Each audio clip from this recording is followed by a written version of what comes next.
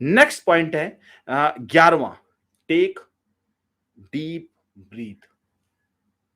गहरी सांस लीजिए। जब मैंने बताया था कल भी आपको, जब आप जाते हैं तो आपकी सांस ऐसा ना हो उखड़ने लग जाए। अभी जैसे हमें 46 मिनट हो चुके हैं बोलते बोलते।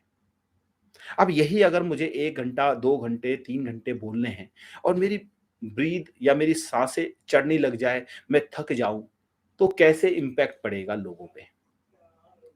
तो आपको अपनी ब्रीदिंग पे भी काम करना है।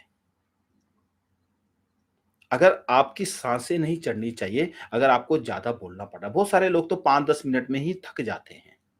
इसकी प्रैक्टिस कैसे करोगे? प्रैक्टिस, प्रैक्टिस, प्रैक्टिस, यानी कि बोलिए, बोलिए, बोलिए। ध्यान रखिए कि आपकी सांस कैसे चल रही है। अगला पॉइंट है eye contact. Very very very very important part.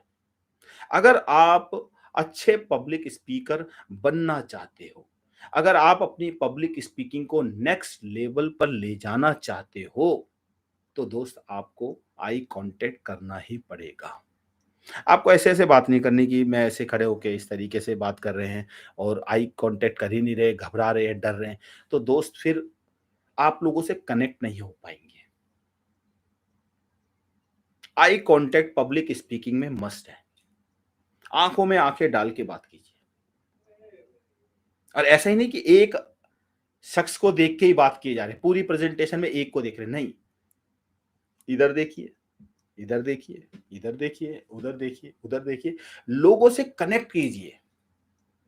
शुरू में थोड़ा दिक्कत आती है कि हम आई कांटेक्ट नहीं बना पाते, पर उसकी भी प्रैक्टिस है, उसको सीखेंगे, समझेंगे, तो आप भी आई कांटेक्ट बना पाएँगे और बिना आई कांटेक्ट के तो दोस्त बड़े दिक्कत है।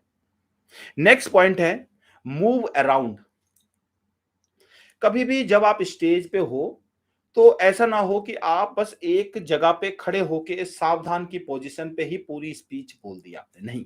आपको स्टेज किस लिए दिया गया है, स्टेज पे थोड़ा घूमिए। और घूमना ऐसा नहीं है, बहुत सारे लोग क्या है, स्टेज पे अपने आप उनके पैर चलने लगते हैं। ऐसा नहीं करना। आपको पता होना चाहिए कि आप अभी जैसे मैंने हाथ आगे किया तो ये मुझे पता है मेरा हाथ आगे गया। ये दूसरा हाथ आगे गया। ये हाथ पीछे आए। मेरे पैर आगे गए, मेरे पैर पीछे गए। मैं स्टेज को कवर कर रहा हूँ।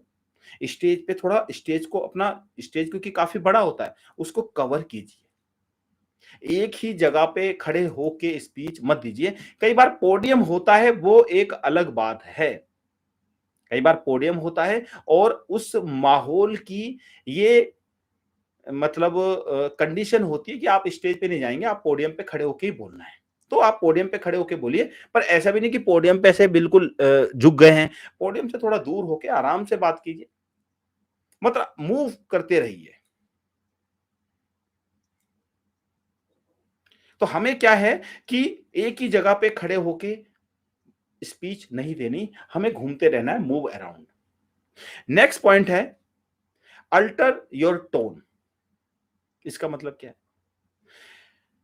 कल्पना कीजिए कि आपके पास एक गिटार है। वो गिटार दुनिया की सबसे महँगी गिटार है, दुनिया की सबसे महँगी गिटार आपको बजाने को मिल गई। अब आप उस गिटार का सिर्फ़ एक तार ही बजा रहे हैं, यानी कि टिंग, टिंग, टिंग, टिंग। क्या होगा? सुनने वाले को क्या मज़ा आएगा? नहीं आएगा। लोग बोर हो जाएँगे। आपको अपनी आवाज़ को भी ऊपर, नीचे इंटोनेशन पे काम करना है, ताकि लोगों को मज़ा आए। लोग आपकी बातों को सुन के बोर ना फ़ील करें। अगर आप एक ही पैटर्न में बोले जाओगे, लोग बोर हो जाएँगे। आपको अपनी आवाज़ के ऊपर काम करना है। आपको इंटोनेशन पे काम करना है। आपको देखना है कि किस शब्द का कैसे उच्चारण हो, किस शब्द को खींचे, किसको धीरे बोले, इन सब चीज़ों पे काम करना पड़ेगा। आपको एक फ्लैट टोन में ही नहीं बोलना, एक ही फ्लैट टोन में नहीं बोलना। अगर फ्लैट टोन में बोलोगे, तो लोग बोर हो जाएँगे। जैसे आपने सुना है ना कि मैं पहले मोटा हुआ करता था, मेरे मेरे मेरे दोस्त मुझे चिढ़ाते थे, उसके बाद मेरे ऑफ़िस वाले मुझे चिढ़ाते थे। मैं एक दिन आत्महत्या करने चला गया, तभी मुझे एक लड़का मिला, उसने बताया कि आप ये दवाई खाइए और आप पतले हो जाएँगे। मैंने वो दवाई खाई और मैं पतला हो गया। एक ही टोन में। अगर हम ऐसे ही बोलते जाएँगे, कौन सुनेगा आपको? और मैं फिर बोलता हूँ कि अगर लोग आपको नहीं सुनेंगे, तो क्या फ़ायदा है आपके बोलने का? तो हमें अपनी इंटोनेशन पे काम करना, हमने हमें अपनी वोकल वैरायटी पे काम करना है। हमें एक ही टोन में नहीं बात करनी है। अगर हम ऐसा करते हैं, तो हमारी ऑडियंस बोर हो जाएगी। नेक्स्ट पॉइंट है 15 अवॉइड अ, डिस्ट्रैक्शन। अगर कोई भी ऐसी चीज़ जो आपको डिस्ट्रैक्ट कर रही है, उसको अवॉइड कीजिए। अब आप स्पीच देने चले गए।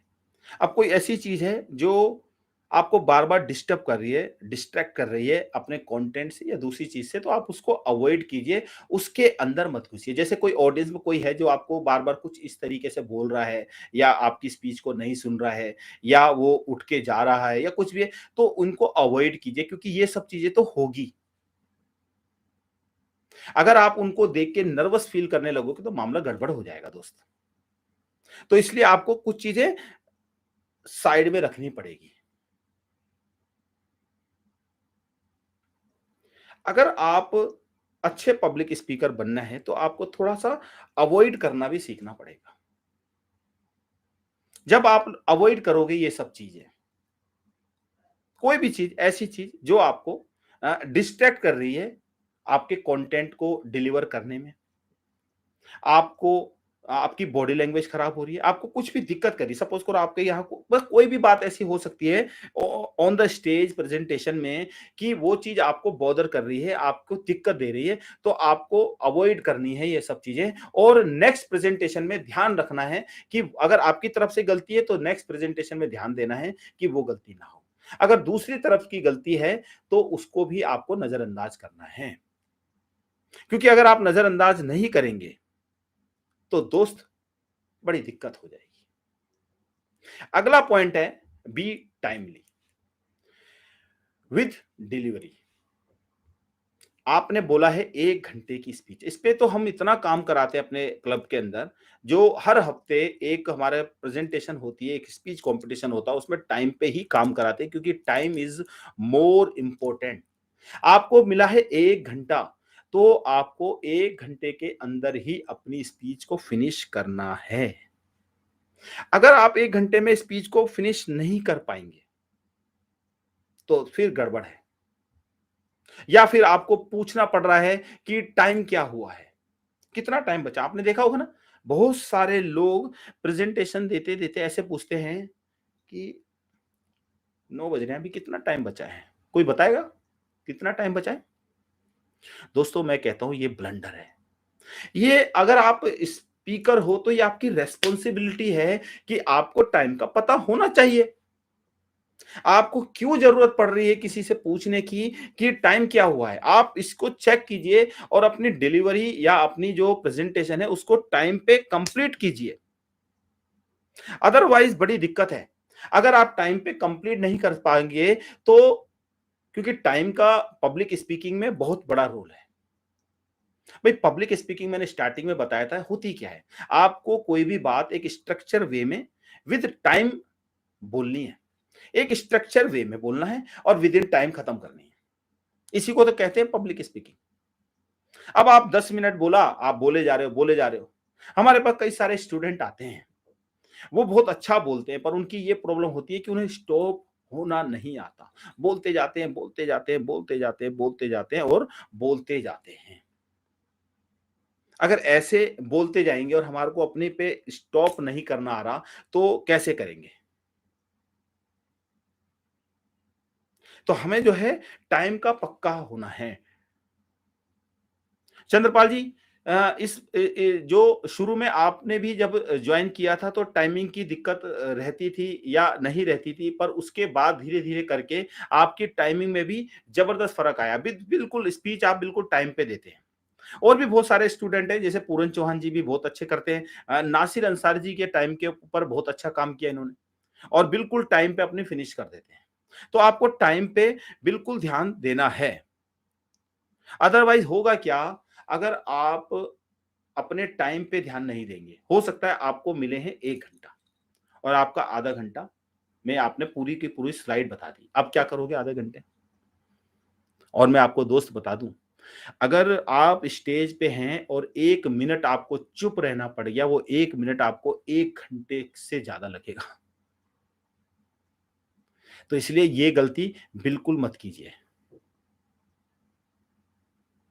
आपको हमेशा टाइम को देखिए कि किस तरीके से आपको अपना टाइम देखना है। किस तरीके से आप अपना टाइम चेक कर सकते हो। सामने घड़ी रखिए, कुछ भी ऐसी चीज़ करिए, ये आपकी रिस्पॉन्सिबिलिटी है कि टाइम क्या हो रहा है। अगर आप ये नहीं करोगे, तो मज़ा नहीं आएगा प्रेज़ेंटेशन में। अगला पॉइंट है